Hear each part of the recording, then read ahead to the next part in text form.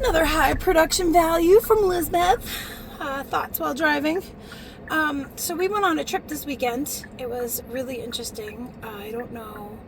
It was one of those trips where kind of like everything that could, like little things that could go wrong went wrong, but overall the trip was successful, and the purpose of the trip to see my 92-year-old grandmother, who was pretty sick last year, was also successful.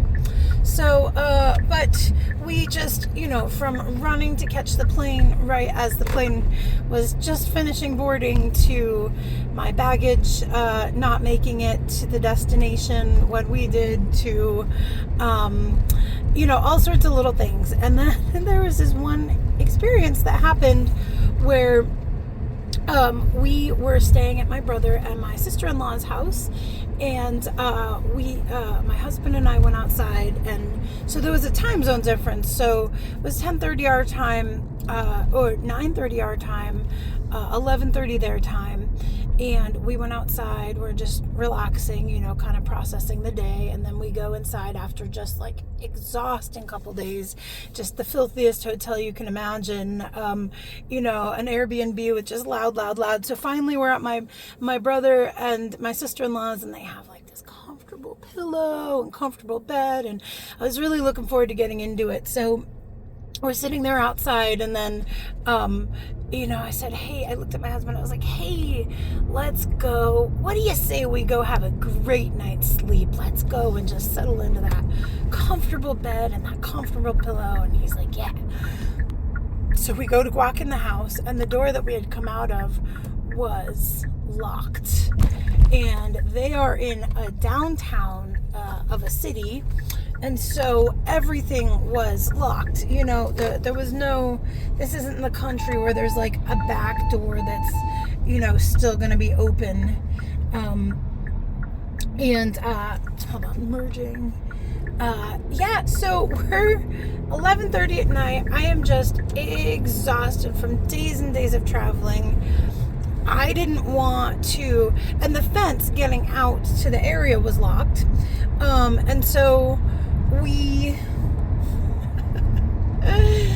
and also I just want to say, like, it was the end of the night. We were going out real quick to just kind of spend a little time outside.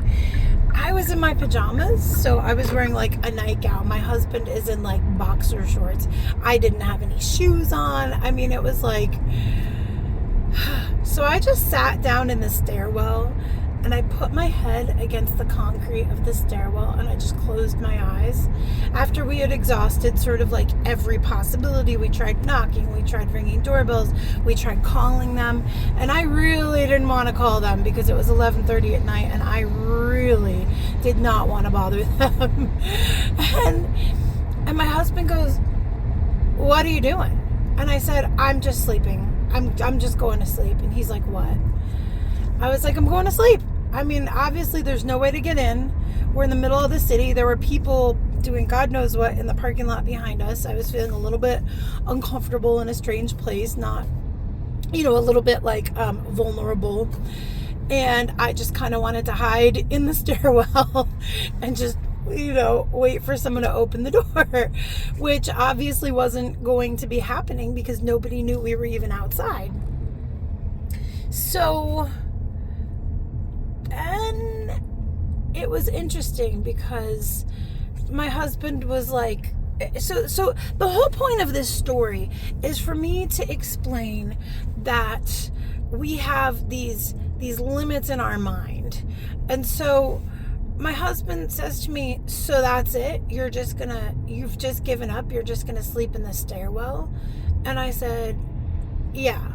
And he said, so he's like, but I can jump the fence and go knock on their bedroom window. And I was like, no, don't do that. Don't knock on the bedroom window.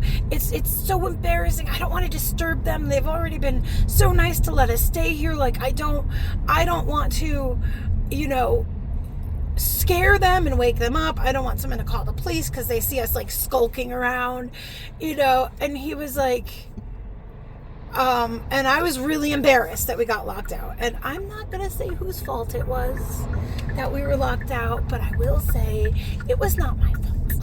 Unless the fault is that I wasn't double checking what someone else was doing. just saying. But I was very careful not to assign blame because I was trying really hard not to be mad about it. But I just was like resigned, like, here I am, I'm just gonna sit here.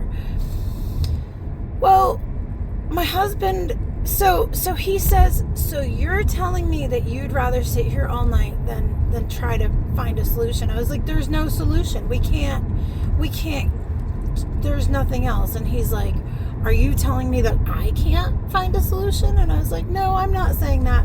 I'm just saying that I'm gonna sit here. And this is very uncharacteristic for me. This is why it's such an interesting story. Like, I learned something really significant from this story. So he says, okay, I'll be back.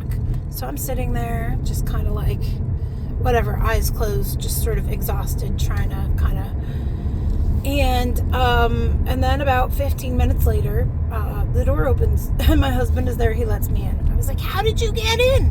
He's like, I jumped the fence.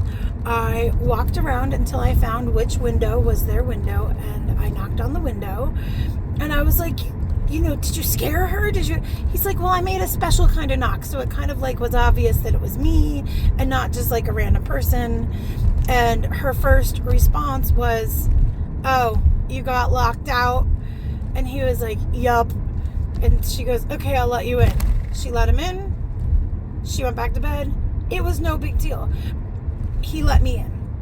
So then, I had to like change my clothes because I was sitting in like a concrete stairwell in the city. So change, like get into bed, and I'm laying there with my head on the pillow, and I'm like, dear Lord, I'm so happy that I am not sleeping sitting up in the stairwell right now. Like, I was really thankful that my husband had found a solution, the modern day equivalent of a knight in shining armor, apparently.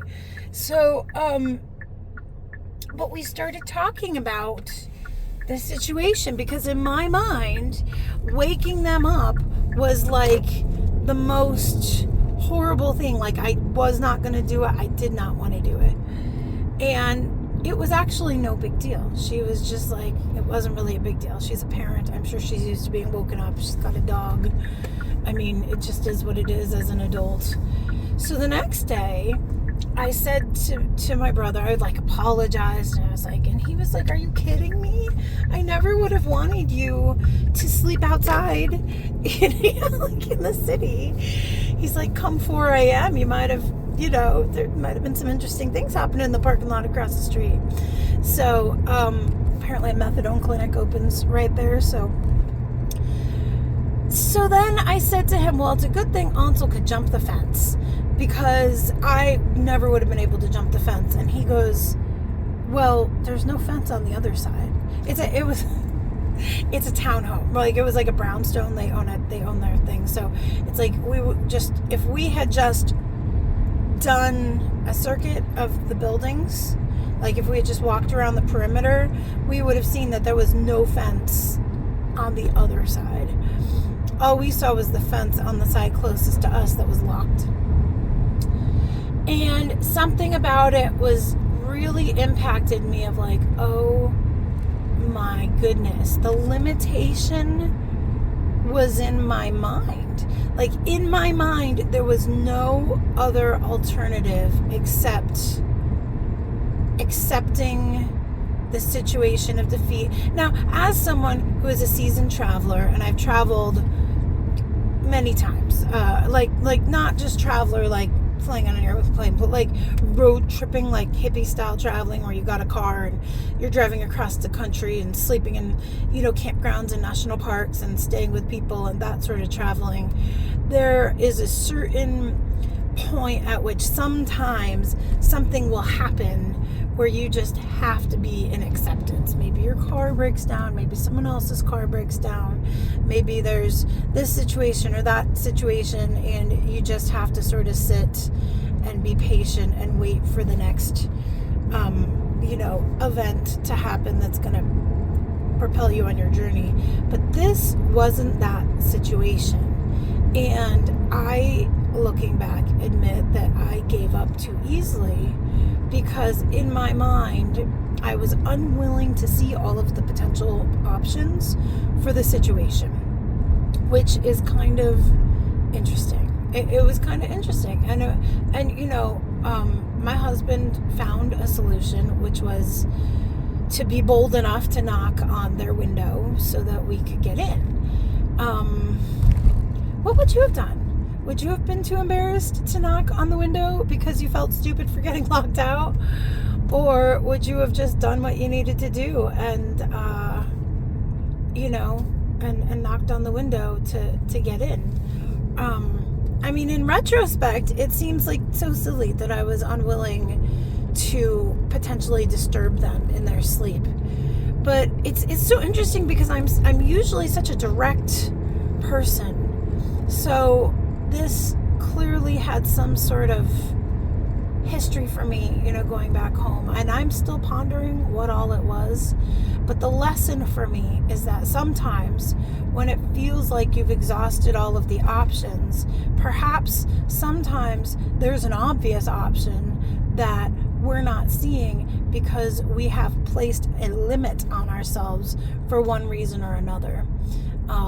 And so that was an interesting lesson that I gleaned from this particular experience that I had while I was traveling this weekend.